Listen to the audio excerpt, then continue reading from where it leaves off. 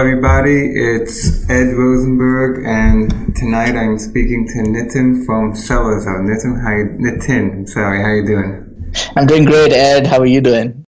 Okay, I'm doing great, and very happy to hear that you've been following the Sellers group and the posts and the emails. Really appreciate that. Oh yeah, no, definitely. Ever since we started Sellozo about 2 years ago, when we were just getting started, getting to know more about the space and stuff like that, I would say you were one of the first few that I started following, and I've been a avid follower of you and the things you do. We really want to attend your conference sometime when in the near future. The last one was incredible, and hopefully next time you join. So thank you very much, and I appreciate that. Tell me a little bit about yourself quickly, and then about Sellozo, please.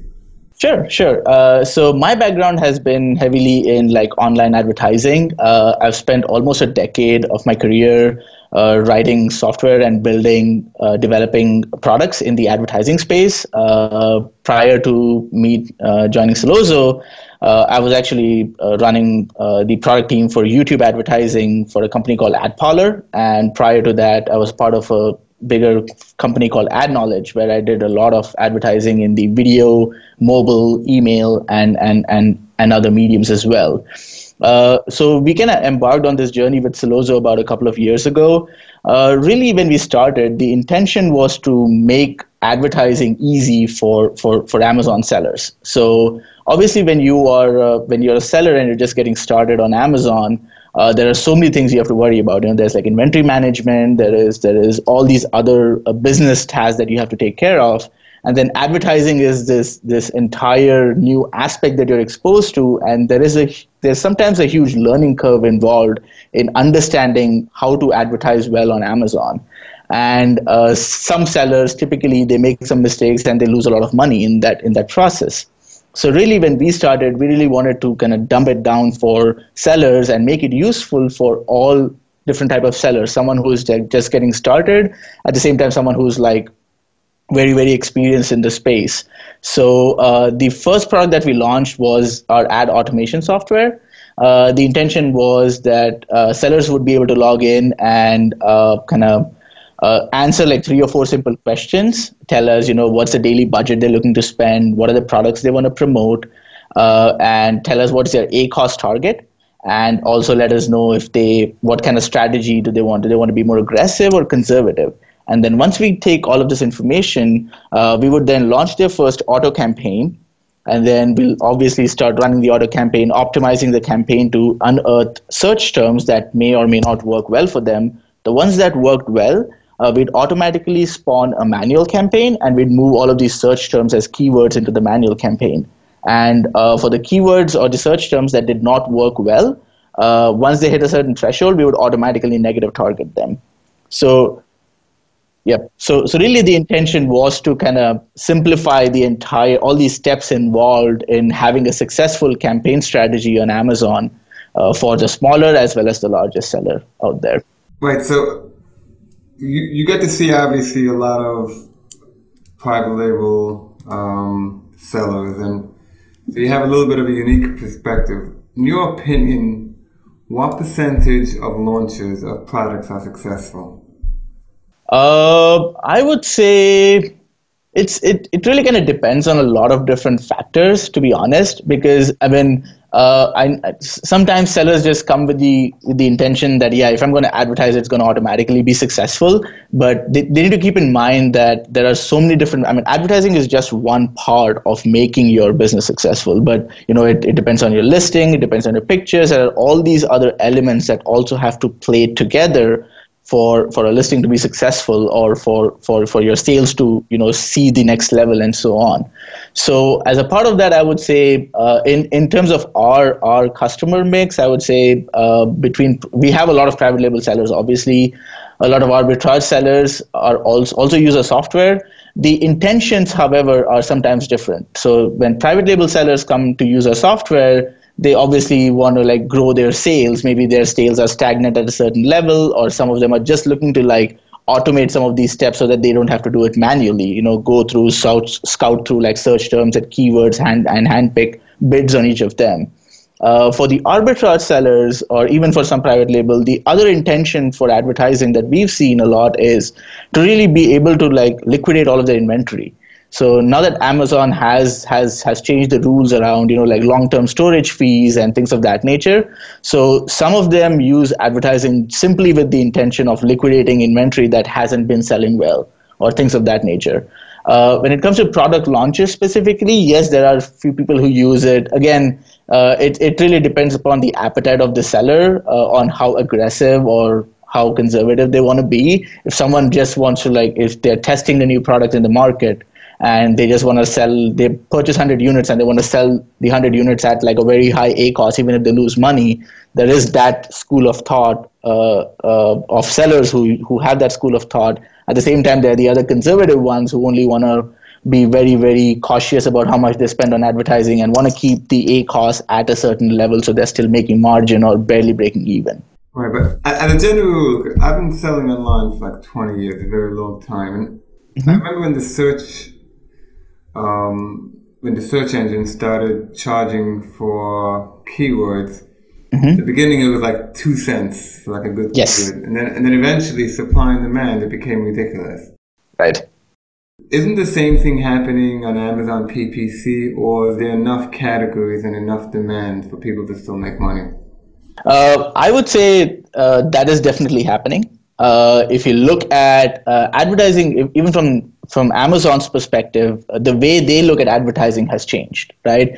Prior to like Q4 of last year, everything was siloed. There was AMS, there was AAP, then there was sponsored products, there was sponsored brands, but all these kind of discrete advertising systems, if you will, that were built with the intention of solving one specific problem or catering to a specific audience base. What's happened in the last 3 to 6 months is a overall consolidation of all of these different platforms and really kind of making it less confusing for sellers and advertisers to be able to identify opportunities that could be profitable for them within the advertising realm. So that's the shift that we have obviously seen. So that has definitely created or brought in a lot of kind of interest into it, if you will. And the other thing that we have also noticed over the past 2 years is that Amazon is kind of slowly moving more towards a pay for play kind of a model. So back in the day, you could get a lot of organic results by doing giveaways, and you were able to get like solicited reviews and so on. But Amazon is now cracking down on each and every of those options. So advertising is standing out as being like the close to the only option, if you will, to really get some traction, at least to get some initial traction, or kind of to be able to be playing well with the system, if you will. And so that's what has encouraged a lot of sellers to advertise more and spend more on advertising. So obviously you'll see the bids go higher. And this is not, and I mean, we've seen trends where typically Q4 is where the bids, you see like big changes in bids and stuff like that, but now we are seeing it all through the year across the board. The bids are definitely going up because there's so much more competition, and everyone wants to kind of grab the eyeballs of the buyers. So right, and you would think after a while the buyers will max out. I mean, there's more and more buyers, I understand, but let me ask you this. Do you have any kind of relationship with Amazon? Like, do you know what's coming, or no relationship? No, actually. So we are actually one of the early partners on their solution provider network. We are also listed in the Amazon Marketplace, the kind of seller marketplace in the Seller Central app. And we actually have like a direct relationship with them. We actually attend like their annual event that they do for all of their partners. They did one in September last year in Seattle. That's when they kind of laid out the entire strategy around what changes are coming in 2019 as it relates to advertising. And so they gave us kind of a heads up on all these new product targeting and all these new targeting features that we're seeing starting to roll out now in Seller Central. So yeah, we have a direct relationship with them. We kind of work with them closely in some of those aspects as well. Right. I mean, but one of the things you said before, that they're moving more towards a pay-for-play model. They're not lowering the fees, the final value fee. Right, right. But so yeah, I mean, when you look at it, I mean, Amazon. I think the way they're looking at it is more in a holistic fashion. So obviously, once they have a unified messaging around their advertising strategy for the world, like I said, it becomes a lot more clearer for advertisers to understand. Okay, where is my money going to be spent on, and they'll also be able to measure or pitch one strategy against the other to figure out where am I getting the most ROI. So that's become simpler, right? Now, obviously, there's, like you said, a lot of people are coming in, pouring more and more money. They're going to be bigger brands that are going to be investing a lot more. In fact, I was reading something a couple of weeks ago where they were saying that Amazon is now like the third largest ad platform in the world, out behind Google and Facebook. So obviously, with that kind of an intent and that kind of excitement in the marketplace, if you will, for advertisers to come and leverage Amazon's data to advertise more, yes, obviously the kind of fees will go up. There will be some things that kind of increase, but I think at the same time, Amazon as a company, I think recently we also looked at changes where they started to reduce fees that sellers have to pay when they sell products, especially the smaller products and things like that. So I think somewhere Amazon is going to try and compensate that in some other ways, not necessarily making advertising inexpensive as it relates to selling, but maybe they'll try and make it more accessible in some other areas, or try to make some other tweaks in other areas so that people still continue to put more money into advertising. Right, because eventually if people say it's not worth selling on Amazon because you can't make money, I don't think that's going to be good. Exactly. Yes, that's right. And if you see historically, I mean, there's a lot of companies which try to emulate the model of Amazon, and probably one of the reasons why Amazon still stands out as being so successful is because of their sellers. And so I think at some point in time, I'm sure they're super cautious about making sure that the seller at the end of the day still sees Amazon as an opportunity to kind of make money and make profits and have a better life, I guess. So right now, I do agree that Amazon's long-term strategy is with sellers. I know a lot of people say that Amazon is just looking to take over the world and using the third-party sellers as just to get information, but I personally think that they're looking at the third-party sellers as just endless growth. yes. Because they have the innovation which no big company can have, and everyone, if you're a small business and you know one small niche, I don't think anyone could compete with you. Agreed, agreed. And I think that's also been clear from some of my interactions with them. It's been fairly clear that they are investing heavily into the seller ecosystem, more than before. So that's also kind of an indication on where I think it definitely indicates that their intent is definitely to your point, bring more and more people onto the platform and create a marketplace for them that they can't find anywhere else in the world. Right. Okay, now you mentioned before ACOS. How important is that? Honestly, coming from an advertising background, I know that a lot of people think that ACOS is like this kind of this centralized KPI that every seller should be worried about. But honestly, I think when you measure success in advertising, it's more than just the ACOS. Now, ACOS is definitely the most obvious indicator for you. And I think it should be looked at from a perspective of, okay, ACOS tells me if I'm losing money or am I making money? And that's it. I mean, as long as your ACOS is not over 100% and you're not kind of constantly losing money on every sale, I think it's okay. Because like I said, when you think about it, the intent of advertising is really important there. What are you advertising for? And when you're advertising for, say, like liquidating your inventory, you cannot expect like a 10% ACOS, or you shouldn't be shooting for a 10% ACOS or a 15% ACOS when your intention is to liquidate your inventory. When you want to grow your sales, I mean, and this is good for like any business. When you think of like business logic, you have to invest first, and then that starts to kind of show results in the kind of long run, right?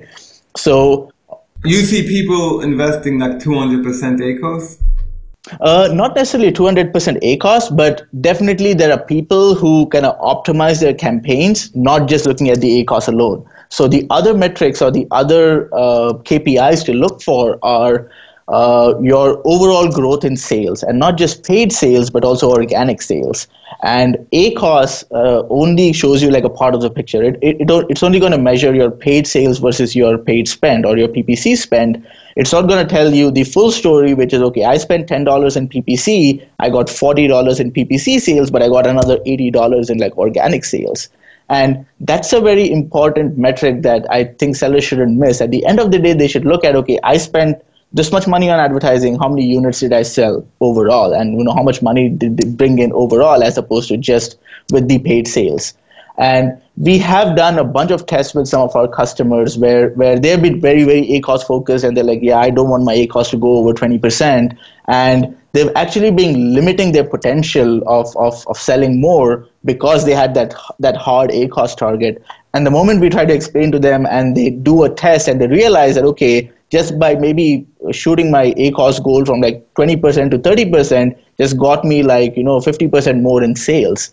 Those are the kind of things that sellers, I think, should also be open to trying, because if they don't do that, and unless you experiment, unless you test it, you're like never going to learn. And who better to learn this from Amazon themselves? And their entire company is built on experimentation, right? They experiment they're constantly experimenting, constantly trying new things, seeing what works out. If that doesn't work out, they move to the next thing. I think some of that principle should also be applied in your business. And that's what I think sellers should definitely invest in and try and leverage that, if you will, to see if they can see more success and more sales and more profits. Do you think 5 years from today, Amazon will still be the number one by far for third-party sellers? I would say yes. I mean, I'm definitely a firm believer in the fact that they have a very, very robust system, and they're a company that's not afraid of failing, right? So they are going to be doing the right things. They will also be experimenting some other things which may or may not work, but they are not a company who would just stick with that and say, oh, this is what I've decided as my strategy for the next 5 years, and I'm not deviating from it. I mean, for the way I look at Amazon externally, even as an investor or as a buyer or a seller, really the overall idea I see is that, okay, this is a company that is willing to invest. The strategy is more like a living, breathing document, if you will, which is like constantly updating, constantly changing, and adapting to the newer situations that are happening around the world. And I think they're going to continue to do that. Now, obviously, there are other marketplaces which are also catching up. There's Walmart, which is doing like a big push. eBay has always been around. And so there is going to be more and more competition for Amazon, for sure. But I think at the end of the day, whoever has this kind of agility in their business model will probably end up being more successful. Yeah, I agree. And part of the reason why nobody can crack Amazon is they solve the problem. Like, yes, like that's true. Every other marketplace is fine, so even if they're just as good. So why should I sign up? You got to be better than Amazon. You can't be cheaper than them because they won't let you. Right. And you can't be better. So unless you come up with some kind of a trick. I mean, there's very little. They solved the problem that nobody had a need to go anywhere else, and that's why I sort of agree that I think Amazon is, you never know what's going to happen. Yep. But I think for the foreseeable future, Amazon is just going to continue to dominate in the way they're dominating now. Anything you want to say in closing? What else can you do anything else besides PPC ad management? Yeah, absolutely. So like I said, we started with PPC ad automation, and then obviously a lot of sellers started using us. They started liking our software, and we got a lot of feedback on improving our advertising solution. At the same time, we got a lot of requests for newer products. So about a few months ago, we actually launched our Sellozo repricer. Again, with the repricer, like I said, the basis of Sellozo has always been to make life easier for sellers. So with the repricer, what we try to do is when you look at repricers out in the market today, they're all categorized as either rule based or algorithm based, and you just choose one or the other kind of thing. What we are trying to do is kind of try to get the best of the both worlds and make it a simplified tool where they don't have like 20 different levers to pull. But it can be something that can be set up in a very, very simple way, and they can still reap the benefits, whether they are 1P or 3P. they can still get the benefit of having a repricer. So that was really the intent, and we launched that, and we're getting some really, really good feedback on that. One other thing we launched recently is like a detailed financial reporting suite. So, like I was mentioning, it's one thing that you look at your ad sales and your ad profit, and you say, okay, yeah, I'm profitable, but there are all these other fees that you have to incur. There is all of these other costs that are incurred in your business. So what we try to do is kind of give sellers the ability to enter their cost of goods and inbound shipping fees and all the other fees. We keep it all kind of secure. Obviously, we don't share it with anyone else.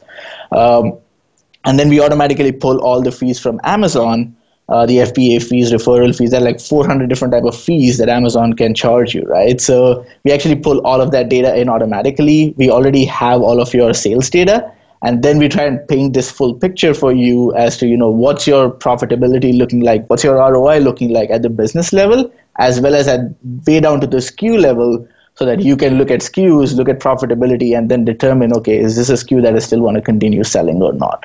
So those are some of the other tools we brought in alongside our advertising software. Do you notice a disproportionate amount of sellers in the East Coast, or as far as you're concerned, you don't see that? We do.